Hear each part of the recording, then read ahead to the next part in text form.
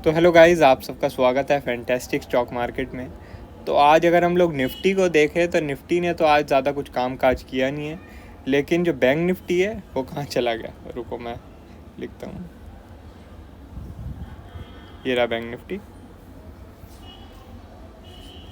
तो bank Nifty ने लेकिन 250 पॉइंट का फॉल दिखाया। बैंक निफ्टी में वॉलेटिलिटी भी अच्छी खासी रही थी सुबह के सेशन में। आप लोग देखें 15 मिनट का अगर मैं चार्ट लगाता हूँ तो आप लोगों को दिखेगा कि भाई पहली जो 15 मिनट की कैंडल थी उसका लो आज इम्पॉर्टेंट था, मैंने आपको टेलीग्राम में बोला था। लेकिन हुआ क्या, एक बड़ी सी रेड कैंडल से वो लो ब्रेक हो गया। तो अब ये लो ब्रेक हो गया तो कायदा कानून क्या बोलता है कि भाई फर्दर और मार्केट गिरेगी। लेकिन मैंने आपको टेलीग्राम में अपडेट कर दिया था, पीसीआर जो है 0.45 के बिल्कुल पास आ चुका था। और 0.45 क्या है, आपका ओवरसोल्ड नंबर है पीसीआर का। और 0.45 के आसपास अगर पीसीआर आ जाता है तो बहुत चांस होते हैं कि मार्केट रिवर्स करती है और ऊपर की जर्नी शुरू कर देती है। ठीक है, तो इसी वजह से मैंने आपको मना किया था फर्दर सेलिंग के लिए। वरना हमारा जो सेटअप है पहली 15 मिनट की कैंडल का, उसके अकॉर्डिंग सेल बन चुका था। अब ये मत सोचना कि हर रोज़ ही जो पहली 15 मिनट की कैंडल है वो इम्पॉर्टेंट होती है। जो पहली 15 मिनट की कैंडल है वो ज़रूरी नहीं है कि डेली आपकी इंपॉर्टेंट रहे, मगर कुछ सिनेरियोज़ में इंपॉर्टेंट हो जाती है। वो मैं आपको सिनेरियो ज़्यादातर टेलीग्राम में बता ही देता हूँ। ठीक है, अब आप लोग देखें बाउंस आया, लेकिन कुछ बाउंस में ज़्यादा दम नहीं है। आप लोग देखें ऊपर गया, सेलिंग आई, ऊपर गया, सेलिंग आई, लगातार मतलब यही ड्रामा चलता रहा और पूरा एक साइडवेज दिन में कन्वर्ट हो गया। ठीक है, तो ऑप्शन बायर्स को काफ़ी नुकसान हुआ होगा आज के दिन, क्योंकि जिन लोगों ने सेल किया होगा उन्होंने एकदम बुक नहीं किया होगा, और जिन लोगों ने बाय किया है उनका तो कॉल का प्राइस बढ़ता ही नहीं था। एक बार ही बढ़ा था अच्छे से इस स्पाइक में, लेकिन वो स्पाइक भी बहुत ही जल्दी ख़त्म हो गई। तो इसलिए कुछ मज़ा आया नहीं ऑप्शन बायर्स को आज के दिन। ठीक है, ऑप्शन सेलर को भी आप लोग अगर देखें तो उसे भी कुछ खास मज़ा नहीं आया, क्योंकि स्पाइक्स बहुत थी आज के दिन, स्पाइक्स बहुत ज़्यादा थी। कॉल साइड भी पुट साइड भी, ये जो स्पाइक है बहुत ज़बरदस्त थी, और ये वाली जो स्पाइक थी ये भी बहुत ज़बरदस्त थी।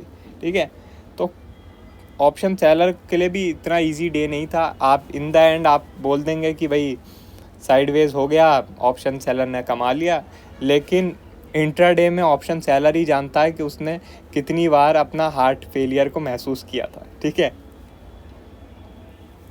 अब ज़रा हम बात करते हैं कि आगे क्या हो सकता है। तो आगे के लिए मैं आपको एक चीज़ बता देता हूँ। एंड में हमने ज़बरदस्त वॉल्यूम देखी है बैंक निफ्टी में। ठीक है, एंड में ज़बरदस्त वॉल्यूम देखने को मिली है। बैंक निफ्टी में नहीं, केवल बैंक निफ्टी में नहीं, निफ्टी में भी हमें हैवी वॉल्यूम देखने को मिली है एंड में। तो इसका मतलब क्या हो सकता है? इसका मतलब ये हो सकता है भाई जिन भी लोगों ने सेल किया है, जिन भी लोगों ने सेल किया था शुरुआत से, अब वो लोग यहाँ पर अपनी कुछ पोजीशन बुक कर रहे हैं। और एक जो है हम शॉर्ट टर्म बाउंस देख सकते हैं मार्केट में, एक शॉर्ट टर्म बाउंस देख सकते हैं, एक शॉर्ट कवरिंग रैली हो सकता है हम लोग देखें। तो उसके लिए हमें कौन से लेवल का ध्यान रखना होगा? उसके लिए हमें 48,200 का ध्यान रखना होगा। 48,200, अगर 48,200 के ऊपर बैंक निफ्टी निकलने लगता है तो 48,400 हमें देखने को मिल सकता है, और 48,600 हमें देखने को मिल सकता है। 48,600 के भी ऊपर निकल गया, काफ़ी तेज़ी हमें देखने को मिल गई, तो भाई 48,900 तक हम देख सकते हैं। अब 48,900 काफ़ी मेजर रेजिस्टेंस रहेगा। आप लोग देख सकते हैं यहाँ पर काफ़ी टाइम पास के बाद मार्केट ने ब्रेकडाउन दिया था, तो एक काफ़ी इंपॉर्टेंट लेवल रहेगा।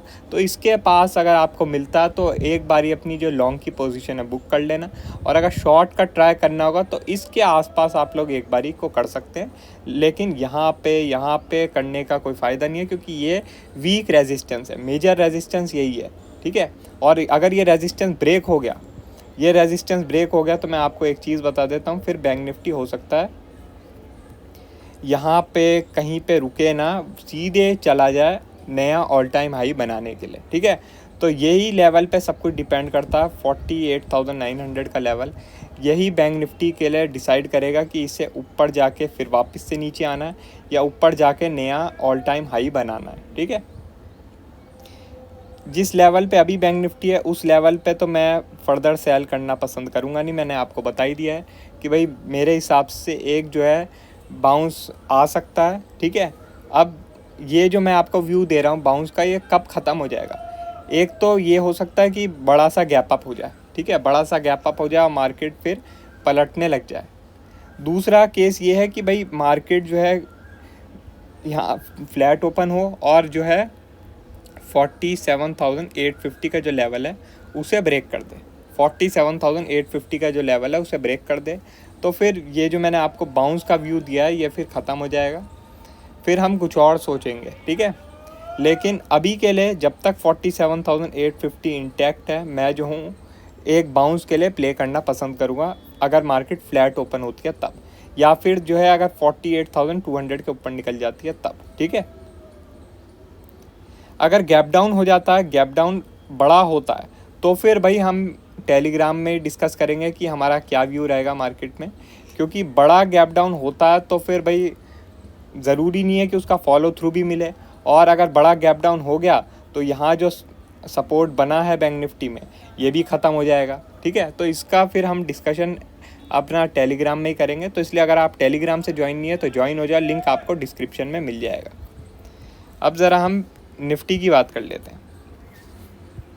तो निफ्टी में भी सेम है कि भाई यहाँ पर एक थोड़ा बेस टाइप बन रहा है, लेकिन निफ्टी में क्या है, एक ट्रेंड लाइन भी बन रही है। आप लोग देखें यहाँ पर एक ट्रेंड लाइन है, ठीक है, यहाँ एक ट्रेंड लाइन है। तो अगर इस ट्रेंड लाइन को निफ्टी ने 1 घंटे की कैंडल से ब्रेक कर दिया तो फिर हो सकता है यहाँ पर एक सेल ऑफ आया, यहाँ थोड़ा टाइम पास हुआ और सेल ऑफ का कंटिन्यूएशन होने लग जाए, ठीक है। तो आप लोगों को कौन सा लेवल ध्यान रखना है, 22,250 का लेवल ध्यान रखना है। 22,250 के ऊपर जब तक निफ्टी है तब तक एग्रेसिव सेलर बनने की ज़रूरत है नहीं, मगर 22,250 के नीचे अगर कोई भी 1 घंटे की कैंडल क्लोज हो जाती है तब फिर निफ्टी में हम सेलिंग का प्रेशर आता हुआ देख सकते हैं, ठीक है। निफ्टी में जो है 22,350 एक इम्पॉर्टेंट लेवल है, 22,350 एक इम्पॉर्टेंट लेवल है। इसके ऊपर निफ्टी रहता है तो हम 22,460 का लेवल देख सकते हैं। 22,460 फिर फर्दर डिसाइड करेगा कि भाई निफ्टी को यहाँ से ऊपर जाके नीचे आना है या फिर निफ्टी को भी और ऊपर के टारगेट दिखाने हैं, ठीक है।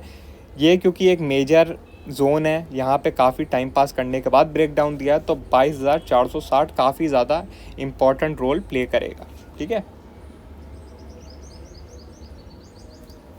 बाकी इंडिया विक्स की बात करें तो इंडिया विक्स मैंने आपको बोला था कि भाई थोड़ा सा स्टेबलाइज होता हुआ हम लोग देख सकते हैं, वही आप लोगों ने देखा, आज इंडिया विक्स फ्लैट रही। तो मार्केट में भी हम लोगों ने थोड़ा बहुत देखा कि गैप डाउन हुआ और फिर सेल ऑफ भी आया, लेकिन मार्केट भी थोड़ी स्टेबलाइज हुई फिर, ठीक है। तो मुझे यही लग रहा है कि 1-2 दिन अब हो सकता है कि हम थोड़ा सा स्टेबलाइज हों, हम ज़्यादा कुछ दिखाएं ना, कि मतलब कोई पैनिक ज़्यादा दिखाएं ना मार्केट में।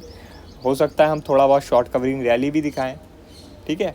बाकी अगर समझ लो कुछ पैनिक आता है तो हमें विक्स से पता ही लग जाएगा। विक्स अगर 5%, 6% और ऊपर जाने लगता है तो ये पहला इंडिकेशन मिल जाएगा कि मार्केट में जो पैनिक की सिचुएशन है वापस से स्टार्ट हो रही है, ठीक है। तो इसलिए इंडिया विक्स पे भी आप लोग नज़र बनाए रखिए। बाकी और कोई अपडेट होगी हम आपको टेलीग्राम में बता देंगे। वीडियो अच्छी लगी हो तो लाइक कर देना और चैनल पर नए हो तो सब्सक्राइब कर देना। आज के लिए बस इतना ही, थैंक यू।